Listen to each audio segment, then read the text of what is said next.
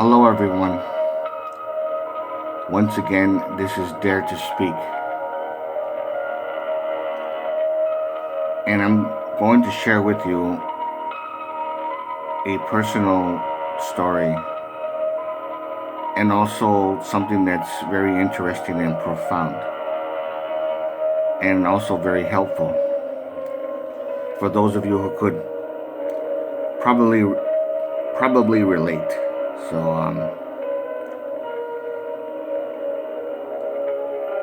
for those of you who understand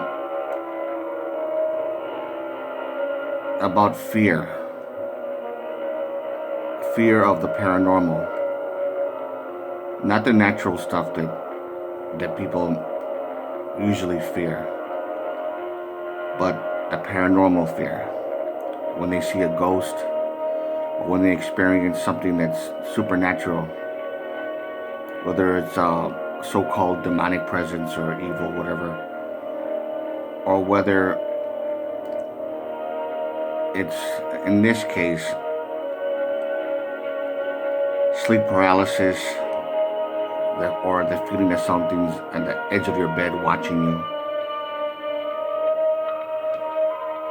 There is something to it that can actually help you to fight against these things when it comes to the psychological, and it's very effective. And this is gonna might sound kind of crazy, but it does work. And my advice is build up a tolerance to fear by facing fear. Create enough fear to get you emotionally aroused by the fear stimuli. Watching a lot of scary movies, watching a lot of anything that's usually very scary, or reading scary books, I know that usually helps me, and a lot of people can actually relate. There is something else, in this case from an Art Bell show, with an interview with a man named Daryl Sims. Here's something that actually helped.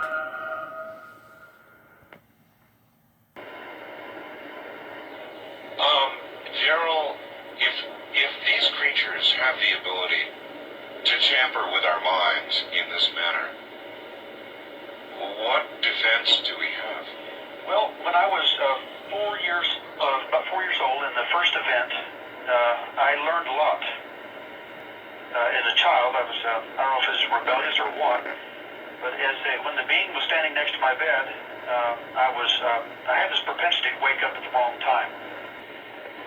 And this being stood there, and at that point, I was very frightened by looking at him, and he looked at me with these large round black eyes, not the almond ones. Yes. And he began at that point induced a paralysis. And I became so frightened, I pushed so hard against the wall, I fell, pushed the bed apart from the wall, and fell on the floor. My little rear end was up, and legs were on the bed, and my head and shoulders were on the floor. He lifted up the covers on the other side of the bed and looked under the bed and looked at me, and those large black eyes programmed an image of a clown. Now you wonder why so many abductees have clown phobias. And I don't know why. Well, he not given, offered a screen memory of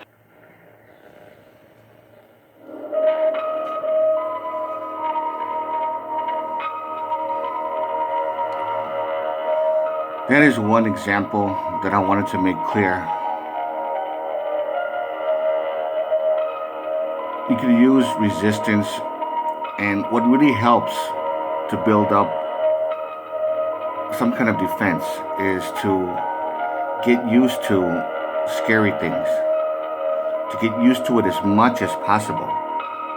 But of course, you got to keep it within reason. You can't scare yourself to the point you're going to be phobic and be too scared to go to the basement and you feel all scared like that. Of course, it's all psychological, but if you do it in a very healthy way, and being careful, and then get back into it when you're ready. When you're ready to watch more scary movies, read scary books, and you will build up a tolerance. And any other ideas that could actually help. Put yourself in a scary situation, but also safe. And then build up a tolerance to fear. And then whenever you do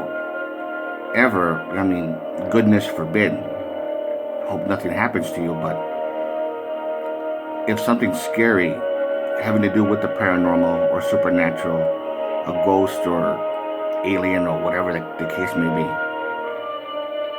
you'll be able to confront it having a high degree of control over your fear. So that's the remedy. Building up a tolerance by purposely scaring yourself within reason, doing it within reason, and you will become stronger. You'll become stronger here. It may sound crazy, it may sound wild, but you can even ask questions to see if other people feel the same way. Some people are afraid of clowns, the clown phobia. Some people are afraid of mannequins or scary looking faces from ventriloquist dummies. Something they call the uncanny valley, where they see someone smiling and things like that, and it makes you feel creepy. Getting used to things like that does help out to build up a tolerance. So again, to all of you, drop any kind of comments, and